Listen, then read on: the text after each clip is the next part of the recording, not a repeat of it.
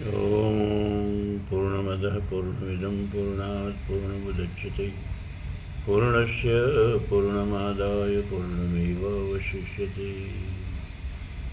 नीलाम्बुजश्यामलकोमलाङ्गं सीतासमारोपितवामभागं पाणौ महाशायकचारुचापं नमामि रामं रघुवंशनाथम्। अतुलितबलधामं हेमशैलावदेहं धनुजवनकृशानुं ज्ञानिनामग्रगण्यं सकलगुणनिधानं वानराणामधीशं रघुपतिप्रियभक्तं वातजातं नमामि। धर्मप्राण सत्संग प्रेमी सज्जन, आज से शुभारंभ हो रहा है वाल्मीकि रामायण के पारायण का। श्लोक सहित ये रामायण आपको मैं सुनाने जा रहा हूँ। इसमें कुल 24,000 श्लोक हैं, जो गायत्री मंत्र के ही 24 अक्षरों का विस्तार है। तो पूरा वाल्मीकि रामायण के पारायण के बाद, पूरा वाल्मीकि रामायण के श्रवण के बाद गायत्री मंत्र के 24,000 जाप का फल प्राप्त हो जाता है। तो आज से हम लोग शुरू करते हैं और प्रार्थना करते हैं परमात्मा से कि हम लोगों का ये संकल्प पूरा करें। गणेश भगवान का नाम लेकर के श्री गणेशाय नमः करके और श्री सीता रामचंद्राभ्याम नमः, ये बालकांड प्रथम सर्ग का शुरुआत कर रहे हैं। नारद जी का वाल्मीकि मुनि को संक्षेप में श्री रामचरित्र सुनाना। ओम तपः स्वाध्याय निरतं तपस्वी वाग्मिदां परं नारदं परिप्रच्छ वाल्मीकिमुनिपुङ्गवम्। तपस्वी वाल्मीकि जी ने तपस्या और स्वाध्याय में लगे हुए विद्वानों में श्रेष्ठ मुनिवर नारद जी से पूछा, कोऽन्वस्मिन् साम्प्रतं लोके गुणवान् कश्च वीर्यवान् धर्मज्ञश्च कृतज्ञश्च सत्यवाक्यो दृढ़व्रतः। हे मुने, इस समय इस संसार में गुणवान, वीर्यवान, धर्मज्ञ, उपकार मानने वाला, सत्यवक्ता और दृढ़ प्रतिज्ञ कौन है? चारित्रेण च को युक्तः सर्वभूतेषु को हितः विद्वान् कः समर्थश्च कैश्यैक प्रियदर्शिनः।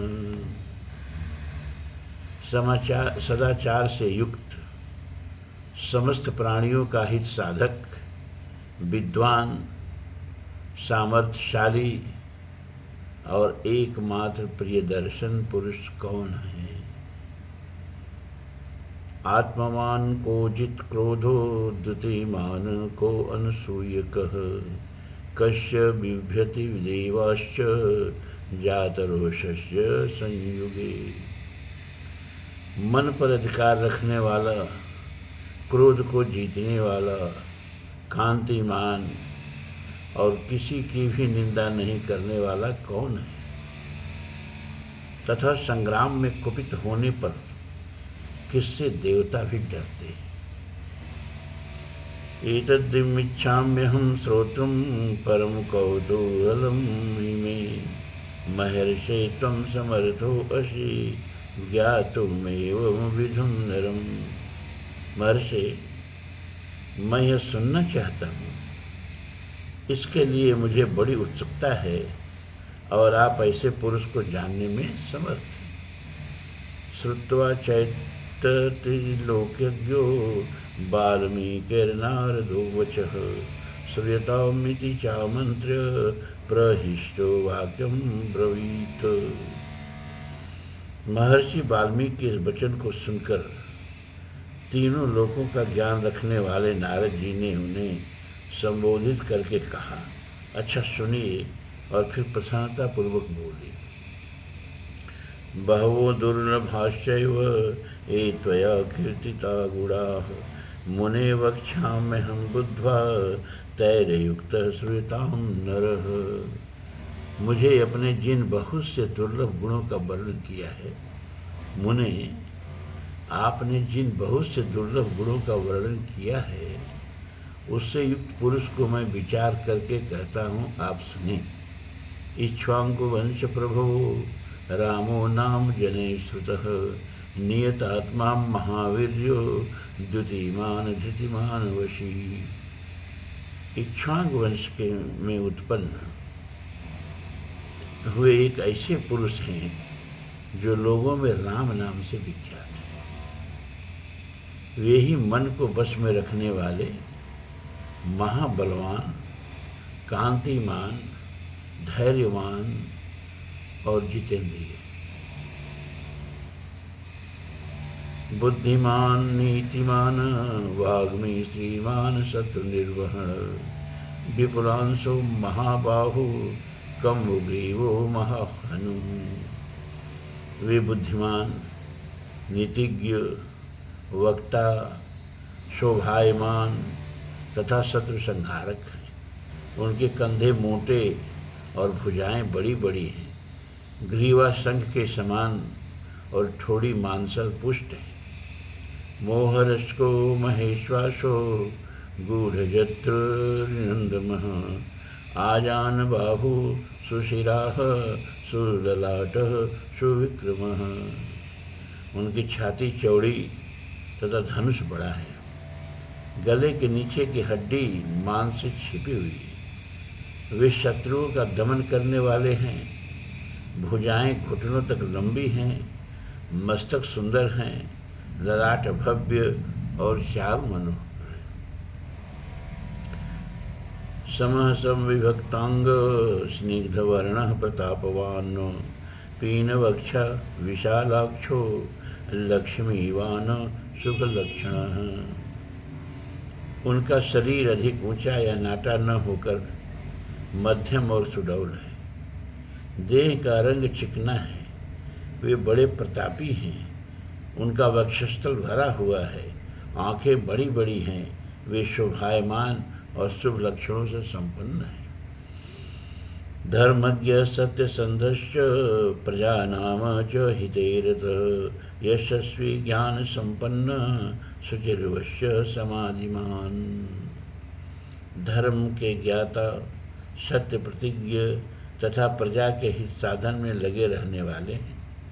वे यशस्वी, ज्ञानी, पवित्र, जितेंद्रिय और मन को एकाग्र रखने वाले हैं।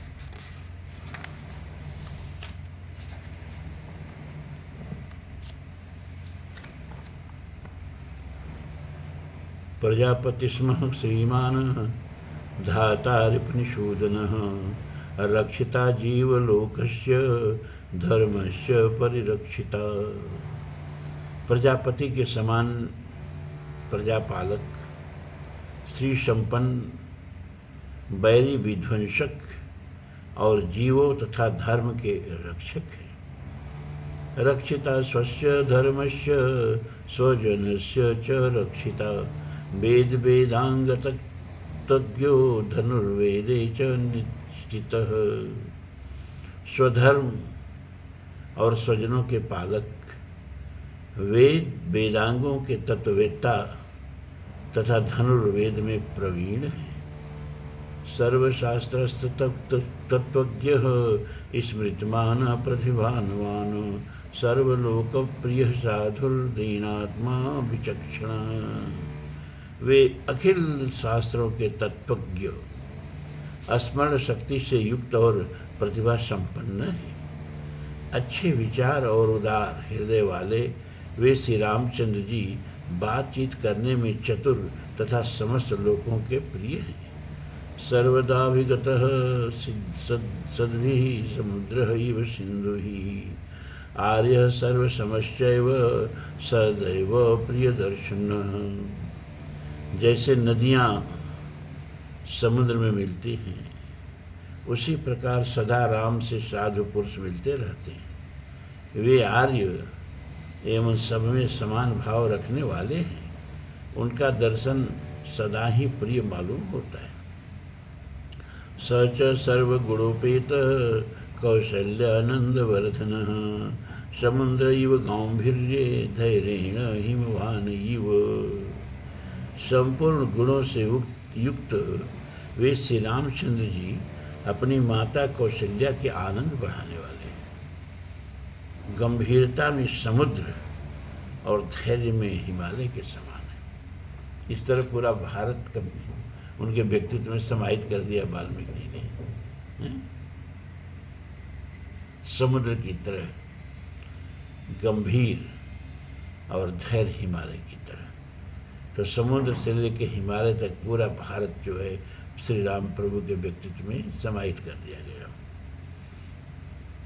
विष्णुना सदृशो वीर्ये सोमत्तो प्रिय दर्शनः काराग्नि सदृश क्रोधे क्षमया पृथ्वी समः धन देन समस्त्यागे सत्य धर्म इवा परः। वे विष्णु भगवान के समान बलवान हैं। उनका दर्शन चंद्रमा के समान मनोहर प्रतीत होता है। वे क्रोध में कालाग्नि के समान और क्षमा में पृथ्वी के सदृश हैं। त्याग में कुबेर और सत्य में द्वितीय धर्मराज के समान है। तमेव गुण संपन्नम रामम सत्य पराक्रमम ज्येष्ठम ज्येष्ठ गुणयुक्तम प्रियम दशरथ सुतम प्रकृतीनाम हितैर्युक्तम प्रकृति प्रिय काम्यया यौवराजेन संयुक्तम ऐच्छत प्रीत्या महीपति। इस प्रकार उत्तम गुणों से युक्त और सत्य पराक्रम वाले सद्गुणशाली अपने प्रियतम ज्येष्ठ पुत्र को, जो प्रजा के हित में संलग्न रहने वाले थे, प्रजा वर्ग का हित करने की इच्छा से राजा दशरथ ने प्रेमवश युवराज पद पर अभिषिक्त करना चाहा। तस्याभिषेक संभरान् दृष्ट्वा भार्यार्थ कैकेयी पूर्वदत्त वरा देवी वरमेन याचत विवासनं च रामस्य भरतस्याभिषेचनम्। तदनंतर राम के राज्याभिषेक की तैयारियां देखकर रानी कैकेयी ने, जिसे पहले ही वर दिया जा चुका था, राजा से यह वर मांगा कि राम का निर्वासन और भरत का राज्याभिषेक हो।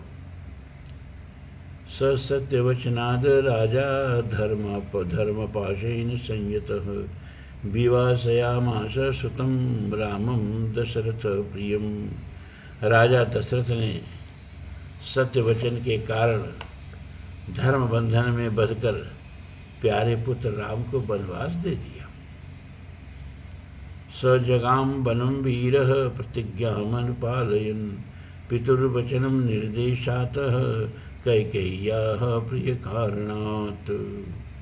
कैकेयी का प्रिय करने के लिए पिता की आज्ञा के अनुसार उनकी प्रतिज्ञा का पालन करते हुए वे वीर रामचंद्र वन को चले। तम व्रजंतम प्रियो भ्राता लक्ष्मणो अनुजगामः श्रेहाद विनय संपन्न सुमित्रानंद वर्धनः भ्रातारं दयितो भ्रातुं सौभात्रम अनुदर्शयन्। तब सुमित्रा के आनंद को बढ़ाने वाले विनयशील लक्ष्मण जी ने भी, जो अपने बड़े भाई राम को बहुत प्रिय थे, अपने सुबंधुत्व का परिचय देते हुए स्नेहवश वन को जाने वाले बंधुवर राम का अनुसरण किया।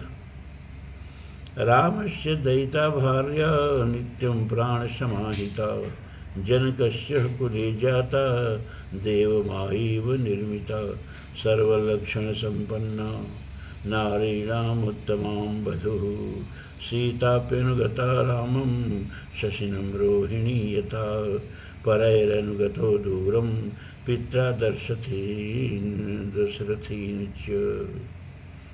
और जनक के कुल में उत्पन्न सीता भी, जो अवतीर्ण हुई देव माया की भांति सुंदरी, समस्त शुभ लक्षणों से विभूषित, स्त्रियों में उत्तम, राम के प्राणों के समान प्रियतमा पत्नी तथा सदा ही पति का ही चाहने वाली थी, रामचंद्र जी के पीछे चली, जैसे चंद्रमा के पीछे रोहिणी चलती है। उस समय पिता दशरथ और पूर्ववासी मनुष्यों ने दूर तक उनका अनुसरण किया। श्रृंगवीरपुरे सुतं गंगाकूले विसर्जयत गुह्यमासाद्य धर्मात्मा निषाधात पतिम प्रियम। फिर सिंहपुर में गंगा के तट पर अपने प्रिय निषादराज गुह के पास पहुंचकर धर्मात्मा श्री रामचंद्र जी ने सारथी को अयोध्या के लिए विदा कर दिया। गुहेन सहितो रामो लक्ष्मणेन च सीतया तेवनेन वनं गत्वा नदीस्तीर्वां बहुलका चित्रकूटम् अनुप्राप्य भारद्वाजस्य शासनात् रम्यमावासतं कृत्वा रममाणा वने त्रयः देवगन्धर्वसङ्काशास्तत्र तेन्यवसन् सुखम्।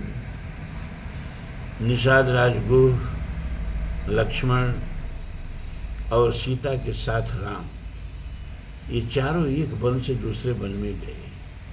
मार्ग में बहुत जलों वाली अनेकों नदियों को पार करके भारद्वाज के आश्रम पर पहुँचे और गुह को वहीं छोड़ भारद्वाज मुनि की आज्ञा से चित्रकूट पर्वत पर गए।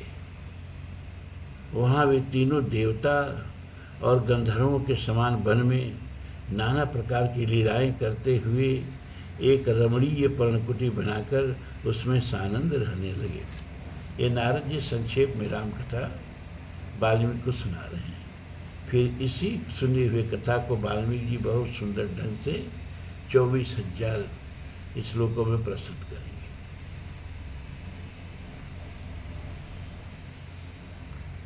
चित्रकूटम गते राम पुत्र शोकातुरस्तदा राजा दशरथ स्वर्गम जगाम विलपन सुतम।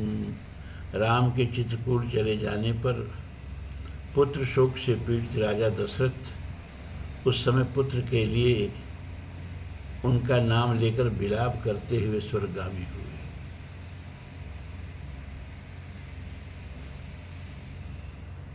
गते तु तस्मिन् भरतो वसिष्ठः प्रमुखर्द्विजेह नियुज्यमानो राज्याय नैषद राज्यं महाबलः स जगाम वनं वीरो रामपाद प्रसादकः।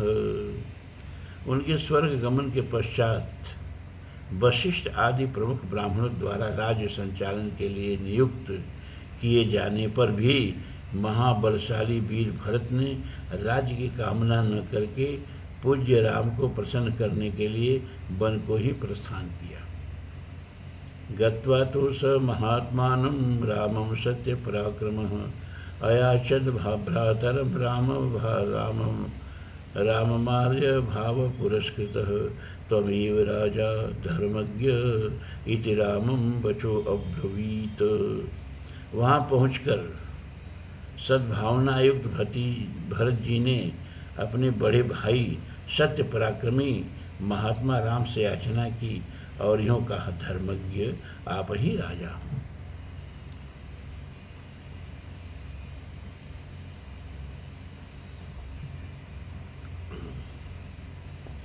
रामो अपि परमोदारः सुमुखः सुमहायशाः न चैच्छत् पितुरादेशात् राज्यं रामो महाबलः।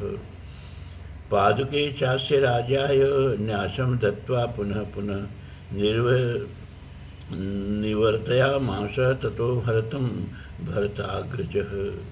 परंतु महान यशस्वी परम उदार प्रसन्न मुख महाबली राम ने भी पिता के आदेश का पालन करते हुए राज्य की अभिलाषा न की और उन भरताग्रज ने राम के लिए न्यास माने चिन्ह रूप में अपने खड़ाऊ भरत को देकर उन्हें बार बार आग्रह करके लौटा दिया। स काममना वाप्यैव रामपादावो स्पृशन नंदे ग्रामे करोद राज्यम राम गमन कांक्षया। अपनी अपूर्ण इच्छा को लेकर ही भरत ने राम के चरणों का स्पर्श किया और राम के आगमन की प्रतीक्षा करते हुए वे नंदी ग्राम में राज्य करने लगे।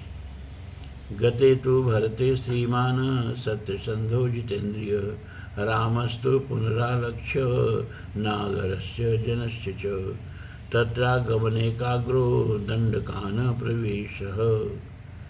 भरत के लौट जाने पर सत्य प्रत्यज्ञ जितेंद्रिय श्रीमान राम ने वहाँ पर पुनः नागरिकों जनों का आना जाना देख करके उनसे बचने के लिए एकाग्र भाव से दंडकारण्य में प्रवेश किया।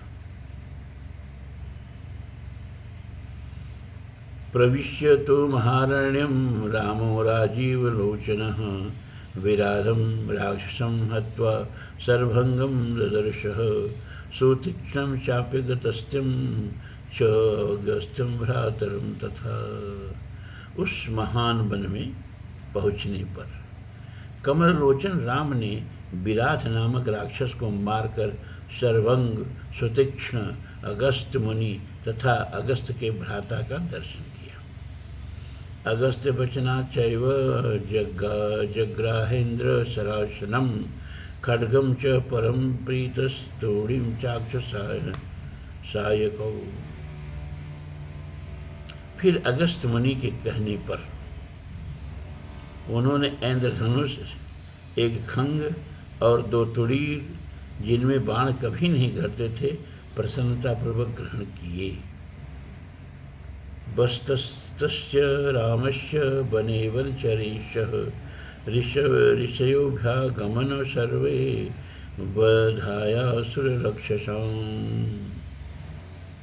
एक दिन वन में वंचरों के साथ रहने वाले श्री राम के पास असुर तथा राक्षसों के वध के लिए निवेदन करने को वहाँ के सभी ऋषि आए। स तेषां प्रतिश्रुश्राव रक्षसानां तदा वने प्रतिज्ञातस्य रामेण वध संयति रक्षसां ऋषीणाम् कल्पानां दंडकारण्यनिवासिनम्।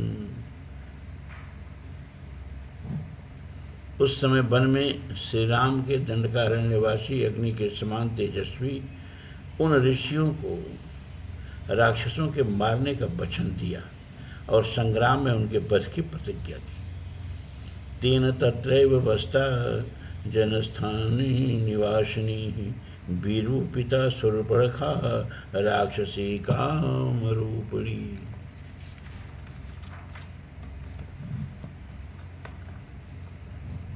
वहाँ ही रहते हुए श्री राम ने इच्छा अनुसार रूप बनाने वाली जनक स्थान निवासी सुरपणखा नाम की राक्षसी को कुरूप कर दिया।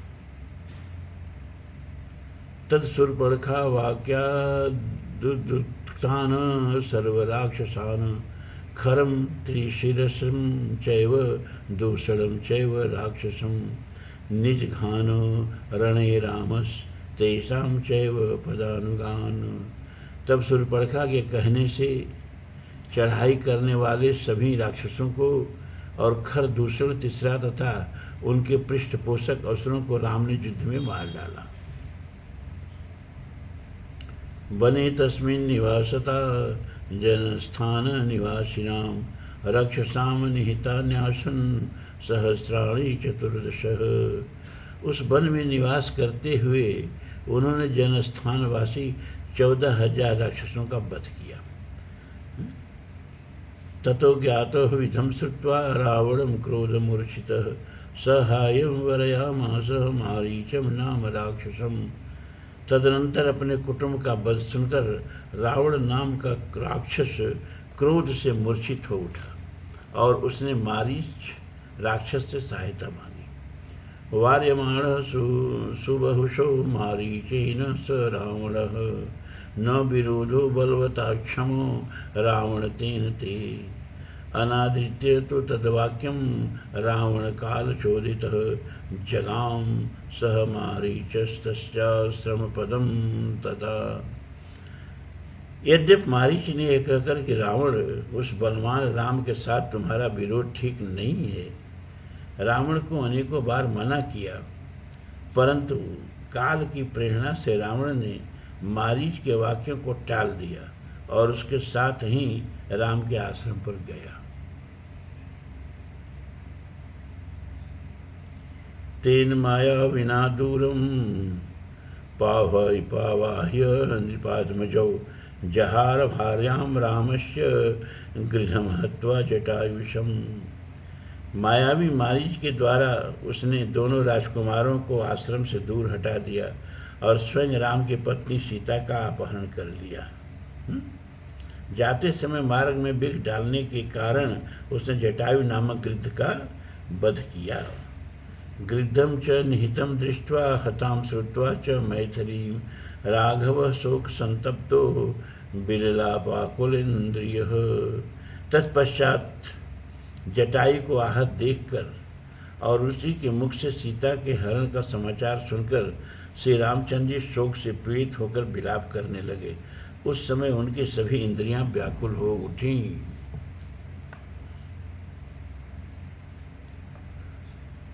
ततस्तैन एव शोकेन गृध्रं दग्ध्वा जटायुषं मार्गमाणो बने सीतां राक्षसं सदर्शम्। कबंधम नाम रूपेण विकृतं यो घोर दर्शनम तम निहत्य महाबाहुर्दाह स्वगर स्वर्गतश्च सह। फिर उसी शोक में पड़े हुए उन्होंने जटायु गृध्र का अग्नि संस्कार किया और वन में सीता को ढूंढते हुए कबंध नामक राक्षस को देखा, जो शरीर से विकृत तथा भयंकर दिखने वाला था। महाबाहु राम ने उसे मारकर उसका भी दाह किया और अतः वह स्वर्ग को चला गया।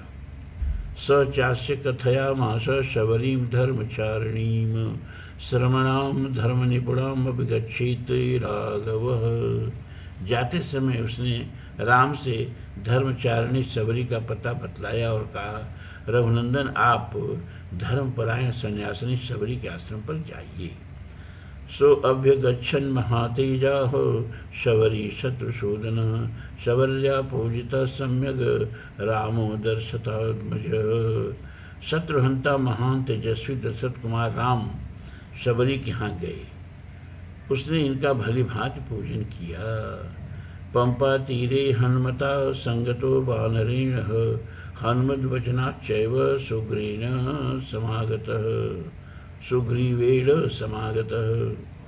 फिर वे पंपा सर के तट पर हनुमान नामक वानर से मिले और उन्हीं के कहने से सुग्रीव से भी मेल किया। सुग्रीवाय तत्सर्वं संसद्रामो महाबलः आदि ततस्तथावृत्तं सीतायाश्च विशेषतः। तदनंतर महाबलवान राम ने आदि से ही लेकर जो कुछ हुआ था वह और विशेषतः सीता का वृत्तांत सुग्रीव को कह सुनाया। सुग्रीवश्चापि तत्सर्वं श्रुत्वा रामस्य वानरः चकारं सख्यं रामेण प्रीतिश्चैवाग्निसाक्षिकम्। वानर सुग्रीव ने राम की सारी बातें सुनकर उनके साथ प्रेम पूर्वक अग्नि को साक्षी बनाकर मित्रता की। ततो वानरराजेन वैरानुकथनं प्रति रामया वेदितं सर्वं प्रणयादः दुःखतेन च। उसके बाद वानरराज सुग्रीव ने स्नेहवश बाली के साथ बैर होने की सारी बातें राम से दुखी होकर बताई। प्रतिज्ञातं च रामेण तथा बाली वधं प्रति बालिनश्च बलं तत्र कथायामास वानरः सुग्रीवः शशिस्तश्च सनित्यम वीर्येण राघव वे। उस समय राम ने बाली को मारने की प्रतिज्ञा की। तब वानर सुग्रीव ने वहाँ बाली के बल का वर्णन किया, क्योंकि सुग्रीव को राम के बल के विषय में बराबर शंका बनी रहती थी। राघव प्रत्यायार्थम तो दुंदुभे कायमुत्तमम दर्शयामास सुग्रीवो महापर्वत संसिनम। राम की प्रतीत के लिए उन्होंने दुंदुभी दैत्य का महान पर्वत के समान विशाल शरीर दिखलाया। उत्समित्वा महाबाहु प्रेक्ष चास्ति महाबलः पादागुष्ठीन चिक्षेप संपूर्ण 10 योजनम। महाबली महाबाहु श्री राम ने तनिक मुस्कुराकर उस अस्थि समूह को देखा और पैर के अंगूठे से उसे 10 योजन दूर फेंक दिया। 10 योजन दूर का मतलब 1 योजन 4 कोस का होता था, 10 योजन का मतलब 40 कोस है? और 1 कोस जो हो 2 मील का होता था, तो 40 कोस का मतलब 80 मील। अब उसको किलोमीटर में बदल लीजिए। विभेद च पुनस्तालान सप्तैकेन महेश्वरा गिरिमृषातलम चैव जनयन प्रत्ययम तदा। फिर एक ही महान बाण से उन्होंने अपना विश्वास दिलाते हुए 7 ताल वृक्षों को और पर्वत तथा रसातल को बीत डाला। तत्प्रीतमनास्तेनम विश्वस्त स महाकपि किष्किंधाम राम सहितो जगाम च गुह्यम तदा। तदनंतर राम के इस कार्य से महाकपि सुग्रीव मन ही मन प्रसन्न हुए और उन्हें राम पर विश्वास हो गया। फिर वे उनके साथ किष्किंधा की गुहा में गए। तदो गर्जधीर्वरः सुग्रीवो हेम पिंगल तेन नादीन महता निर्जगाम हरीश्वरः अनुमान्य तदाताराम सुग्रीवेण समागतः निजघान च तत्रैनम शरणैकेन राघवः। वहाँ पर सुवर्ण के समान पिंगल वर्ण वाले वीरवर सुग्रीव ने गर्जना की। उस महानाद को सुनकर वानर राज बाली अपनी पत्नी तारा को आश्वासन देकर तत्काल घर से बाहर निकला और सुग्रीव से भिड़ गया। वहाँ राम ने बाली को एक ही बाण से मार गिराया। ततः सुग्रीव वचना दत्वा बालिन बाहवे सुग्रीवमेव तद्राज्ये राघवं प्रत्यपादयतो। सुग्रीव के कथानुसार उस संग्राम में बाली को मारकर उसके राज्य पर राम ने सुग्रीव को ही बिठा दिया। स च सर्वान् समानीय वानरान् वानरर्षभः दिशः प्रस्थपायमाशः दिदृक्षुर्जनकात्मजाम। तब उन वानर राज ने भी सभी वानरों को बुलाकर जानकी का पता लगाने के लिए उन्हें चारों दिशाओं में भेजा। ततो गृद्धस्य वचनात् संपतेर हनुमान बलि शतयोजन विस्तीर्णम पुप्रवे लवणार्णवम्। तत्पश्चात संपाति नामक गृद्ध के कहने से बलवान हनुमान जी 100 योजन विस्तार वाले क्षार समुद्र को कूद कर लांग गए। तत्र लंका समासाद्य पुरी रावण पालिताम ददर्शम सीता ध्यानयन्तीं शोकवनिकाम गताम। वहाँ रावण पालित लंकापुरी में पहुंचकर उन्होंने अशोक वाटिका में सीता को चिंतामग्न देखा।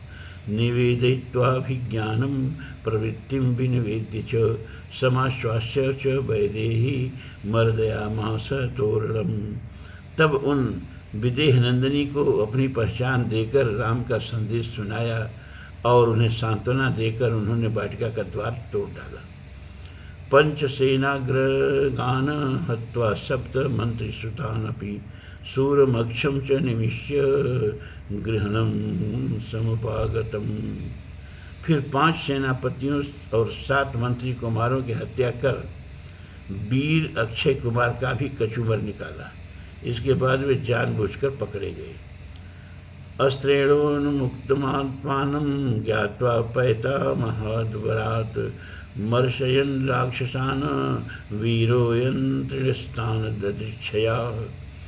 ब्रह्मा जी के वरदान से अपने को ब्रह्मपाश से छूटा हुआ जानकर भी वीर हनुमान जी ने अपने को बांधने वाले उन राक्षसों का अपराध स्वेच्छानुसार सह लिया।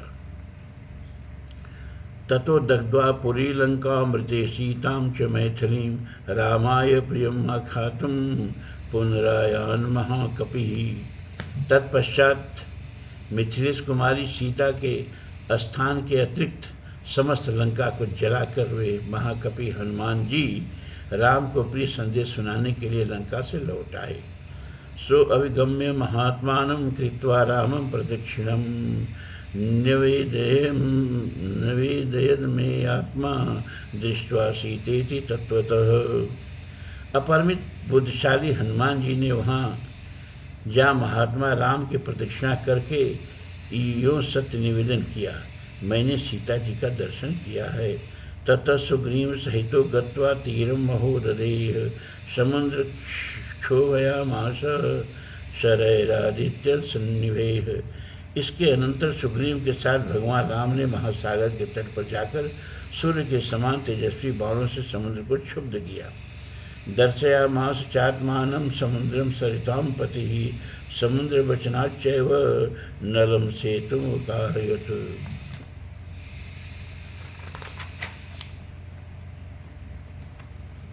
तब नदीपति समुद्र ने अपने को प्रकट कर दिया। फिर समुद्र के ही कहने से राम ने नल से पुल निर्माण कराया। तेन गत्वा पुरी लंका हत्वा रावण महावे रामं सीताम अनुप्राप्य वराम व्रीडाम उपागतम। उस पुल से लंकापुरी में जाकर रावण को मारा। फिर सीता के मिलने पर राम को बड़ी लज्जा हुई।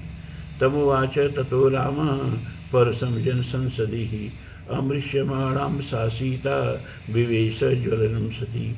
तब भरी सभा में सीता के प्रति वे मर्मभेदी वचन कहने लगे। उनकी इन बातों को न सह सकने के कारण साध्वी सीता अग्नि में प्रवेश कर गई। ततो अग्निवचनात् सीता गात्वा विगत कल्मषां कर्मणां तेन महता त्रैलोक्यं सचराचरं तदेव ऋषिगणं तुष्टं राघवस्य महात्मनः। इसके बाद अग्नि के कहने से उन्होंने सीता को निष्कलंक माना। महात्मा श्री रामचंद्र जी के इस महान कर्म से देवता और ऋषियों सहित चराचर त्रिभुवन संतुष्ट हो गया। बभौ रामः संपृष्टः पूजितं सर्वदेवतैः अभिषिच्य च लंकायां राक्षसेन्द्रः विभीषणं कृतकृत्यस्तथा रामो विज्वरः प्रममोदः। फिर सभी देवताओं से पूजित होकर राम बहुत ही प्रसन्न हुए और राक्षस राज विभीषण को लंका के राज्य पर अभिषिक्त करके कृतार्थ हो गए। उस समय निश्चिंत होने के कारण उनके आनंद का ठिकाना न रहा। देवताभ्यो वरम प्राप्य समुत्थाप्य च वानरान् अयोध्या प्रस्थितो रामः पुष्पकेण सुहृद्वृतः। यह सब हो जाने पर राम देवताओं से वर पाकर और मरे हुए बानरों को जीवन दिलाकर अपने सभी साथियों के साथ पुष्पक विमान पर चढ़कर अयोध्या के लिए प्रस्थित हुए। भारद्वाजाश्रमः गत्वा रामः सत्यपराक्रमः भरतस्यान्तिके रामो हनुमन्तं विसर्जयत। भारद्वाज मुनि के आश्रम में पहुंचकर सबको आराम देने वाले सत्यपराक्रमी राम ने भरत के पास हनुमान जी को भेजा। पुरराख्यायिकां जल्पन् सुग्रीव सहितस्तदा पुष्पकं तत्समारूह्य नंदीग्राम अयो तदा। फिर सुग्रीव के साथ कथा वार्ता कहते हुए पुष्पकारूढ़ हो नंदीग्राम गए। नंदीग्रामे जटाहित्वा भ्रातृभिः सति सहितो नघः राम सीतामनुप्राप्य राज्यं पुनर्वाप्तवान्। निष्पाप रामचंद्र जी ने नंदीग्राम में अपनी जटा कटाकर भाइयों के साथ सीता को पाने के अनंतर पुनः अपना राज्य प्राप्त किया है। प्रशिष्ट मुदितो लोकस्तुष्ट पुष्ट सुधार्मिक निरामयो ह्यरोगश्च दुर्भयवार्जितः। अब राम के राज्य में लोग प्रसन्न, सुखी, संतुष्ट, पुष्ट, धार्मिक तथा रोग व्याधि से मुक्त रहेंगे। उन्हें दुर्भिक्ष का भय न होगा। न पुत्र मरणम केचित् द्रक्ष्यन्ति पुरुषां क्वचित्, नार्यश्च विधवा नित्यम भविष्यन्ति पतिव्रता। कोई भी अपने पुत्र की मृत्यु नहीं देखेंगे। स्त्रियां विधवा न होगी, सदा ही पतिव्रता होंगी। न चाग्निजं भयं किंचिन्नाप्सो मजन्ति जंतवः, न वातजं भयं किंचिन्नापि जरकृतं तथा। आग, लोगों को आग लगने का किंचित भी भय न होगा। कोई प्राणी जल में नहीं डूबेंगे। वात और ज्वर का भय थोड़ा भी नहीं रहेगा। न चापि क्षुद्र भयं तत्र, न तस्कर भयं तथा। नगराणि च राष्ट्राणि धनधान्य युक्तानि च, नित्यं प्रमुदिताः सर्वे यथा कृतयुगे तथा। क्षुधा तथा चोरी का डर भी जाता रहेगा और सभी नगर और राष्ट्र धन संपन्न होंगे। सतयुग की भांति लोग सदा प्रसन्न रहेंगे। अश्वमेध शतैरिष्ट्वा तथा बहुषु वर्णकैः, गवां कोटयुक्तं दत्त्वा विदद्भयो विधिपूर्वकम्, असंख्येयं धनं दत्त्वा ब्राह्मणेभ्यो महाशयाः, राजवंशान् शतगुणान् अस्थायिष्यत्य राघव, चातुर्वर्ण्यं च लोके यस्मिन् स्वेषे धर्मे नियोक्षयति। महायशस्वी राम बहुत से सुवर्णों की दक्षिणा से 100 अश्वमेध यज्ञ करेंगे। उनमें विधिपूर्वक विद्वानों को 10,000 करोड़ गौ और ब्राह्मणों को अपरिमित धन देंगे तथा 100 गुने राजवंशों की स्थापना करेंगे। संसार में चारों वर्णों को वे अपने अपने धर्म में नियुक्त रखेंगे। 10 वर्ष सहस्राणि 10 वर्ष शतानि च, रामो राजमुपासित्वा ब्रह्मलोकम प्रयास्यति। फिर 11,000 वर्ष तक राज्य करने के अनंतर श्री रामचंद्र जी अपने परम धाम को पधारेंगे। इहम पवित्रम पापघ्नम पुण्यम वेदैश्च संमितम, यह पठेद रामचरितम सर्व पापे प्रमुच्यते। वेदों के समान पवित्र, पापनाशक और पुण्यमय इस रामचरित को जो पढ़ेगा सब पापों से मुक्त हो जाएगा। एतद्याख्यानमायुष्यं पठनं रामायणं नर, स पुत्रपौत्रेण सगणः प्रेत्य स्वर्गे महीयते। आयु बढ़ाने वाले इस राम कथा को पढ़ने वाला मनुष्य मृत्यु के अनंतर पुत्र, पौत्र तथा अन्य परिजन वर्ग के साथ ही स्वर्गलोक में प्रतिष्ठित होगा। पठनम द्विजो वाग ऋषभत्वमियात, स्यात् क्षत्रियो भूमि पतित्वमियात। वाणिज्यजनः पुण्यफलमित्वमियात, जनश्च शूद्रेयपि महित्वमियात। इसे ब्राह्मण पढ़े तो विद्वान हो, क्षत्रिय पढ़ता हो तो पृथ्वी का राज्य प्राप्त करे, वैश्य को व्यापार में लाभ और शूद्र भी प्रतिष्ठा प्राप्त करे। इत्यर्थे श्रीमद् रामायणे वाल्मीकिये आदिकवये बालकांडे प्रथम सर्ग संपूर्ण। अब जाके ये प्रथम सर्ग पूरा हुआ। समय आपका 43 मिनट लग गया, लेकिन अब इसको ये नहीं है कि आपकी सुविधा के अनुसार कभी 25 मिनट में भी ख़त्म हो सकता है, कभी 45 मिनट भी लग सकता है, क्योंकि अध्याय तो पूरा करना पड़ेगा ना, बीच में नहीं छोड़ सकते हैं। थोड़ा सा आप लोगों को एक संकल्प लेके ये कथा सुननी पड़ेगी। ओम पूर्णमदः पूर्णमिदं पूर्णात् पूर्णमुदच्यते पूर्णस्य पूर्णमादाय पूर्णमेवावशिष्यते। सर्वे भवन्तु सुखिनः, सर्वे सन्तु निरामयाः, सर्वे भद्राणि पश्यन्तु, मा कश्चित् दुःखभाग् भवेत्। अस्तु मा सद्गमय, तमसो मा ज्योतिर्गमय, मृत्योर्मा अमृतं गमय। ओम शांति शांति शांति। ओम।